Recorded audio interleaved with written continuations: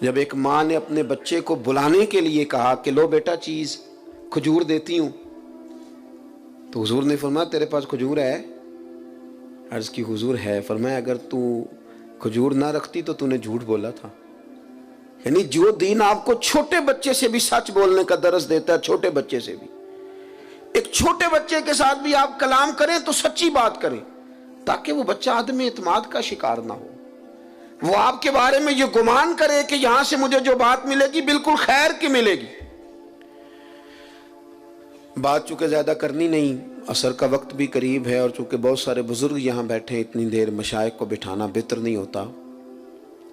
حضرت معروف کرخی رحمۃ اللہ علیہ کی خانقاہ میں بغداد کے سب لوگ جمع ہو کے حاضر ہوئے۔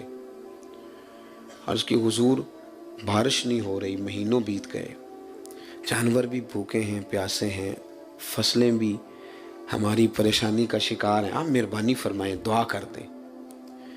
تو حضرت معروف کرخی رحمۃ اللہ علیہ فرمانے لگے یہ میری خانقاہ کے سامنے نا ایک دکاندار ہے، ہم اپنی زبان میں کریانے والا کہتے ہیں، یہ دکاندار ہے، گھی بیچتا ہے، گڑ بیچتا ہے، اس سے دعا کراؤ بارش ہو جائے گی۔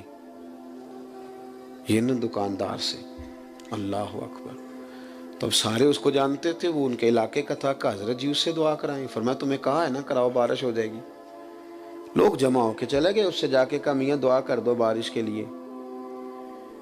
تو وہ کہنے لگا مجھے کہاں دعا آتی ہے، لیکن چلیں قرا سے معذرت کے ساتھ، لفظ تاثیر سے بنتے ہیں تلفظ سے نہیں، اہل دل آج بھی ہیں اہل زباں سے آگے۔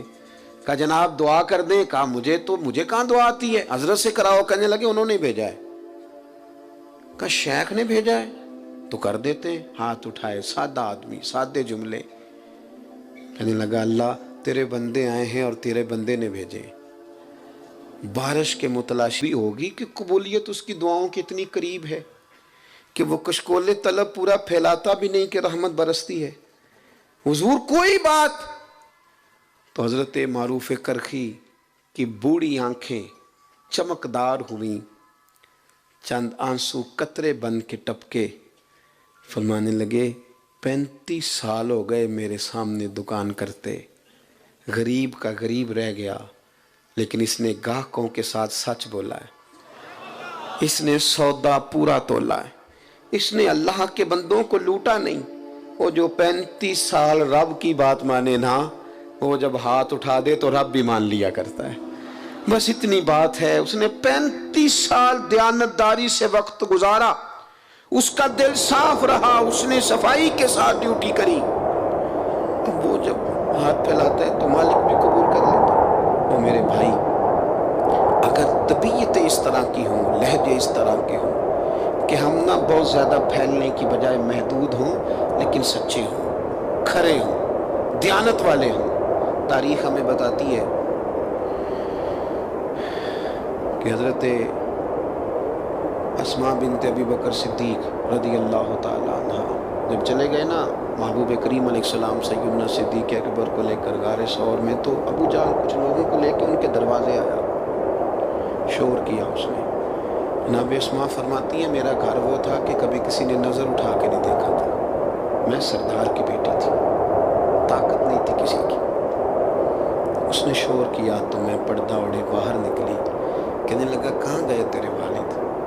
جوانوں غور کرنا، کوئی فائدہ نہیں ہوتا پھر بھی ہم غلط بات کرتے ہیں، کچھ بھی نہیں ہوتا پھر بھی جھوٹ بولتے ہیں، کچھ دنیاوی نفع بھی نہیں، صرف اس مجلس میں تھوڑا ذائقہ پیدا کرنے کے لیے دروغ گوئی۔ پاس سمیٹنے لگا ہوں، سیدہ فرماتی ہیں کہ اس نے کہا کدھر گئے ہیں؟ فرماتی ہیں میرے سامنے 2 راستے تھے، ایک تو یہ تھا کہ میں سچ بولوں اور کہوں غار ثور میں ہے، پر یہ تو وفا کے خلاف ہے، یہ تو پہنچ جائیں گے، حضور کو تکلیف دیں گے، اور ایک یہ کہ میں جھوٹ بولوں کہ مجھے پتہ نہیں، اور یہ حضور کی شریعت کے خلاف ہے۔ آپ فرماتی ہیں میرے لیے مشکل آ گئی، کس طرح جھوٹ بولوں، صدیق کی بیٹی ہوں اور صدیق اکبر کی نور نظر ہوں، کیسے، اور سچ بتاؤں تو کیسے؟ میں سوچ رہی تھی تو اس نے شور کیا، کہا بتاؤ کہاں ہے؟ سنو ملت کے جوانوں، ایک خاتون فرماتی ہے میں نے ساری ہمتیں جمع کر کے کہا اللہ میری مدد کرنا۔ اس نے جب تیسری بار پوچھا کہاں گئے تو میں نے کہا سن پھر، مجھے پتا ہے وہ دونوں کہاں ہیں، پر میں بتاؤں گی نہیں، میں سچ بولوں گی۔ خبر ہے مجھے وہ کچا رنگ ہے للاری والا، جیڑا چڑھدا تے لیندا رہندا، اے عشق تیرے دا رنگ محمد چڑھ جائے پھر نہیں لیندا۔ کہا نہیں بتاؤں گی، پتا ہے۔ اتنے بڑے مجمع میں اتنے بڑے سردار کو اس طرح کے جملے، اس نے ایک تھپڑ مار دیا۔ کتنی کبھی کسی نے آنکھ اٹھا کے نہیں دیکھا تھا، میں گری تو کان پھٹ گیا، خون نکلا۔ لوگوں نے اسے پکڑا، یار تو سردار ہو کہ بچی کی طرف دیکھتا ہے، شرم کر۔ لوگ لے گئے۔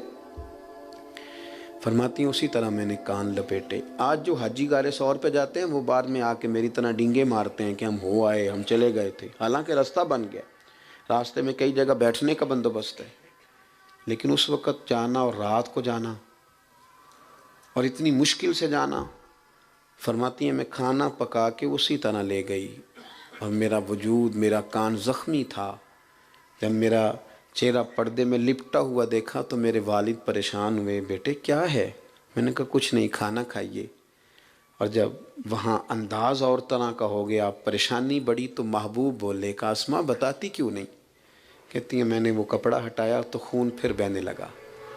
عرض کی یا رسول اللہ، معاملہ یہ تھا کہ سچ بھی بولنا تھا، وفا بھی بچانی تھی۔ حضور میں نے دونوں چیزیں بچائیں، تھوڑی تکلیف آئی پر دونوں چیزیں بچ گئیں۔ ہلکے سے آنسو حضرت صدیق اکبر کے نکلے، قربان جائیں، حضور نے خود اپنے ہاتھوں سے صاف کر دیے۔ ایک واری میری آنکھیاں چوں انہاں نے اتھرو پونجے سن، ہن تے چسکا پہ گیا رونے دا، تے ہر ویلے آہو زاری دا۔ محبوب کریم نے تسلی دی اور پھر ہاتھ اٹھا کے کہا اللہ میں ابو بکر سے راضی ہوں، تو بھی اس سے راضی ہو جا، میں راضی ہوں تو راضی ہو جا۔ اپنے زبان پر آپ نے اصلاح معاشرہ نام رکھا، تو قرآن کہتا ہے تم سیدھی بات کرو، یصلح لکم اعمالکم، اللہ تمہارے اعمال سنوار دے گا۔ اللہ تعالیٰ اہتمام کرنے والوں کو، آنے والوں کو برکات عطا فرمائے۔